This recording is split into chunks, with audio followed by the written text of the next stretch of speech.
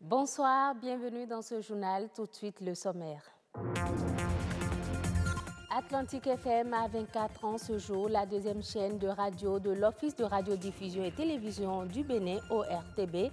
Malgré tout, résiste au remous. Son équipe est constituée essentiellement de jeunes. Des spécialistes de l'environnement réfléchissent sur les stratégies de mobilisation de ressources pour la préservation de l'environnement. La rencontre a eu lieu à Azalaï Hôtel de Cotonou. Le compte rendu dans un instant. Hommage à l'anticolonialiste Toussaint Louverture à Bordeaux, une commémoration qui annonce la célébration des 170 ans de l'abolition de l'esclavage.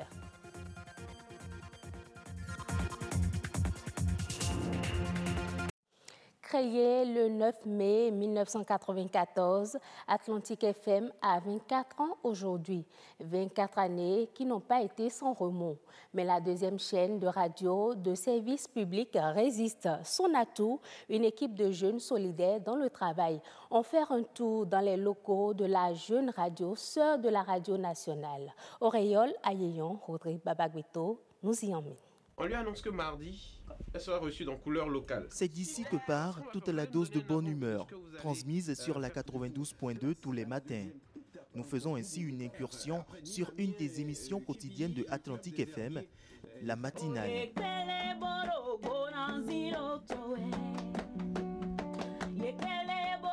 Une équipe de jeunes, c'est là tout le charme de cette chaîne. Pour qui présent depuis plus de 10 ans ou qui présent depuis des années en moins, l'amour pour la chaîne est unanime, la raison identique sur toutes les lèvres. Atlantique FM, c'est l'esprit de créativité. On est très très créatif à Atlantique FM et on aime s'amuser. On prend du plaisir dans ce qu'on fait comme émission. Le travail ne nous stresse pas vraiment. On est dans ce besoin perpétuel d'innover, de faire de nouvelles choses. Et on n'est pas des collègues, on est comme des amis, une équipe, une famille. On est tout le temps en train de partager des choses. Ce qui me marque moi particulièrement, c'est la complicité entre nous, journalistes de Atlantique FM. Ça ne se ressent pas dans toutes les rédactions. Et d'ailleurs, Atlantique FM est la seule rédaction dans laquelle moi je retrouve cette complicité-là. On n'est pas que journalistes, on est frères et sœurs. À Atlantique FM, on est plus comprise en tant que femmes. On ne nous impose pas vraiment quelque chose. C'est vrai que nous avons des supérieurs, mais ils sont là pour nous conseiller. Ils sont là pour nous demander à chaque fois comment vous évoluez. Est-ce qu'il y a de la solidarité entre vous, collègues? Créé le 9 mai 1994 avec pour cible principale la jeunesse, Atlantique FM aura connu plusieurs dirigeants, ce qui ne l'a pas empêché de rester fidèle à sa vision 23 ans après. La vision n'a pas changé. La démarche peut-être à un moment donné a changé, mais on reste toujours dans ce même créneau, à savoir faire de Atlantique FM une radio de jeunesse. Et Atlantique FM continue de l'être. Lorsque vous jetez un coup d'œil dans la grille des programmes, par exemple, vous avez toute une panoplie d'émissions animées par des jeunes et qui s'intéressent beaucoup plus également à la jeunesse. Ce qui a changé, c'est d'abord les hommes. Je pense qu'après tout, c'est d'abord les hommes, puisque 24 ans dans la vie d'une institution, dans la vie d'une radio, c'est beaucoup de choses. Les hommes ont changé, la tête également a changé à un moment donné, mais nous restons toujours fidèles quand même, comme je le disais tout à l'heure, fidèles à ce que nous savons faire, à ce que nous avons toujours l'habitude de faire, à savoir animer des émissions sur le plan culturel, sur le plan sportif, sur le plan économique également, sur le plan même de la politique. Nous avons une panoplie d'émissions. Néanmoins, Atlantique FM se veut encore plus grande. C'est le principal souhait du personnel. On a vraiment besoin d'un soutien véritable pour approcher les auditeurs. Et être proche, c'est d'abord qu'ils nous entendent très bien, qu'ils nous captent très bien et qu'ils puissent écouter ces émissions-là qui les concernent directement. On dit très souvent que la majorité sont passés par Atlantique FM et de grands journalistes aujourd'hui peuvent en témoigner. Et donc, pourquoi ne pas souhaiter que ce service qui a formé de grandes personnes, de grands journalistes, devienne une direction? Pour la célébration de ces 24 années d'existence, un retour sur d'anciennes émissions est promis. La radio promet de plus belles productions aux fidèles auditeurs les jours à venir.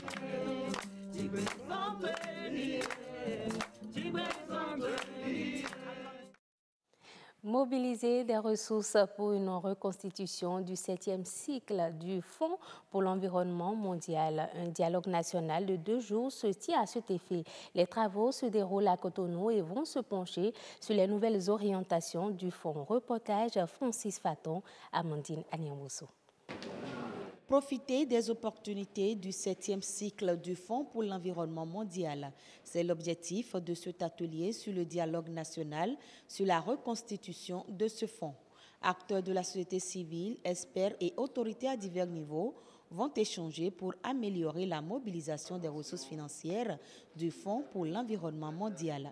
Ensemble, nous allons réfléchir avec les agents d'exécution, c'est-à-dire le PNUD, la FAO, pour voir comment arrimer effectivement le PAG aujourd'hui avec les différentes stratégies, les axes définis donc, au niveau du PAG par rapport donc, au FEM7. Il est question pour nous en tant que société civile de participer à la définition des priorités afin que justement les besoins réels des communautés vulnérables, les questions fondamentales relatives donc à la sauvegarde de l'environnement, à la résilience au changement climatique, à la protection, par exemple, des zones humides, soient réellement prises en compte. Il est aussi question de profiter de cette opportunité d'échange pour renforcer nos capacités en termes justement d'opportunités de financement des différentes fenêtres et mécanismes financiers mis en place par le FEM à l'endroit donc des différents acteurs. En plus des interventions dans les domaines traditionnels que sont la biodiversité, les changements climatiques et la dégradation des terres, le FEM7 propose de nouvelles orientations autour de programmes majeurs à impact positif sur l'environnement. Aujourd'hui, il se passe beaucoup de choses au niveau des villes. Donc, une croissance urbaine très forte. Comme vous le savez, les villes vont occuper 60% de la population mondiale.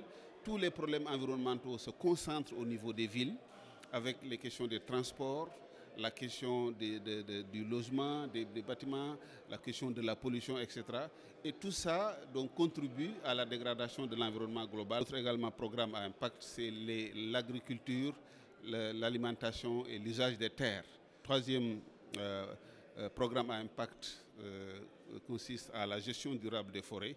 Les forêts constituent des sources extrêmement importantes de séquestration de carbone, mais aussi c'est des sources de revenus pour les populations qui y vivent.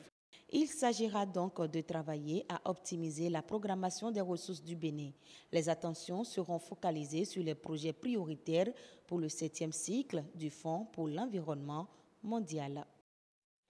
Partout pour tout sourire, c'est le thème retenu pour vivre à l'édition 2018 de la Journée mondiale de la Croix-Rouge tenue ce 8 mai. La Croix-Rouge est une organisation dont la mission est de prévenir et d'alléger la souffrance humaine.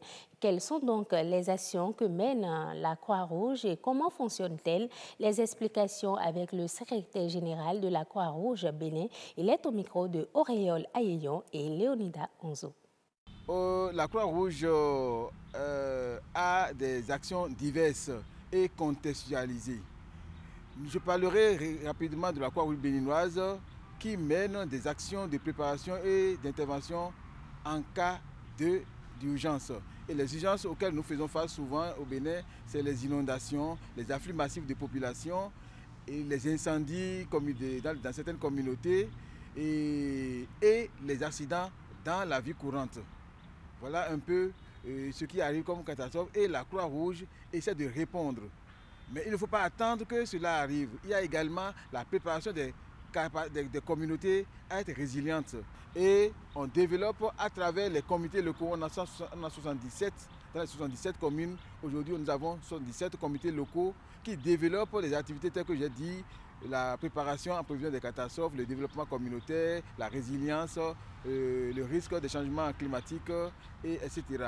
Donc voilà un peu comment ça se passe. La journée mondiale inaugure une période de 15 jours où nous nous lançons vers les entreprises, vers les sociétés, vers les généraux donateurs de façon globale pour qu'ils puissent nous soutenir pour envie d'aller vers les plus vulnérables de nos communautés. Donc je pourrais dire simplement, aidez-nous à aider. L'Afrique de l'Ouest détient le tiers des réserves de pétrole et de gaz naturel du continent. C'est une annonce faite lundi dernier à Abidjan par Sediko Douka, commissaire énergie et mines de la CEDEAO. La région ouest-africaine, qui compte 330 millions d'habitants, fournit également 10% de manganèse, 8% de la bauxite et 7% de l'uranium mondial. Des chiffres qui motivent la CEDEAO à afficher sa vision d'une industrialisation des secteurs miniers et pétroliers. En Côte d'Ivoire, les populations de Bouaké, deuxième ville du pays, vivent une pénurie d'eau. Au cours d'un passage dans la région, le représentant de la Banque mondiale a annoncé un appui financier de 5 milliards de francs CFA pour accélérer la mise en œuvre de solutions d'urgence. Je l'annonçais à l'entame de cette édition, à l'approche des commémorations de l'abolition de l'esclavage il y a 170 ans, plusieurs dizaines de personnes rendent hommage à la figure anticolonialiste Toussaint Louverture à Bordeaux, en France, longtemps accusée de passer sous silence son rôle dans la traite des esclaves. La capitale girondine, sous l'impulsion de plusieurs mouvements associatifs noirs africains, lance plusieurs initiatives pour faire mieux connaître cette réalité historique. Suivez le récit de Herman Amégan sur les images de l'AFP. Dépôt de gerbes devant la statue de Toussaint Louverture, expression d'amertume, animation culturelle. Ces Africains de la diaspora, dans cette effervescence, se souviennent encore de l'esclavage dont ont été victimes leurs ancêtres. Dans cette traite négrière qui a vu déporter des milliers d'Africains en France et aux Amériques, la ville de Bordeaux était l'une des plaques tournantes. Bordeaux est le deuxième port négrier. Il y a 500 bateaux qui ont été armés par les armateurs bordelais et qui ont fait le commerce triangulaire. Mais quand on parle de l'histoire négrière de Bordeaux, ce n'est pas seulement l'histoire des armements, des bateaux qui ont été armés, c'est aussi les plantations coloniales. Donc Bordeaux était le premier port colonial, loin devant Nantes. Les Bordelais se sont enrichis, plus enrichis grâce à l'esclavage que grâce à la traite en tant que telle. Cette histoire, ils ne veulent pas qu'elle soit effacée. Mieux, ces descendants d'esclaves travaillent à ce que la mémoire de leur père soit immortalisée. Ici, sur cette avenue, se trouve la statue de Toussaint Louverture, natif d'Alada au Bénin et père de l'indépendance d'Haïti. Plusieurs actions sont donc en train d'être menées pour la reconnaissance de ce pan de l'histoire de l'Hexagone et de Bordeaux en particulier. La mémoire de l'esclavage à Bordeaux va évoluer puisqu'Alain Juppé a validé 10 propositions pour renforcer la visibilité du travail de mémoire dans l'espace public et notamment le fait que ce buste de Toussaint Louverture soit plus visible, mieux mis en valeur et qu'on puisse avoir un ensemble d'éléments pédagogiques autour du buste sur l'histoire de Toussaint Louverture et aussi sur l'histoire de l'esclavage et de la traite négrière.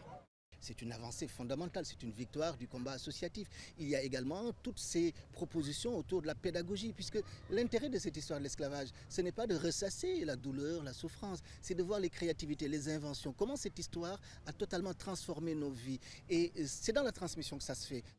C'est un signe que les temps changent. En 2001, la promulgation de la loi Taubira sur la reconnaissance de l'esclavage comme crime contre l'humanité et le 10 mai décrété en 2005 par le président Jacques Chirac comme journée de commémoration de l'abolition de l'esclavage avait nourri un débat national auquel Bordeaux n'avait pu échapper. C'est sur ce reportage qui nous parlait des initiatives africaines pour rendre hommage à Toussaint Louverture que nous mettons fin à cette édition. Merci de l'avoir suivi. À demain.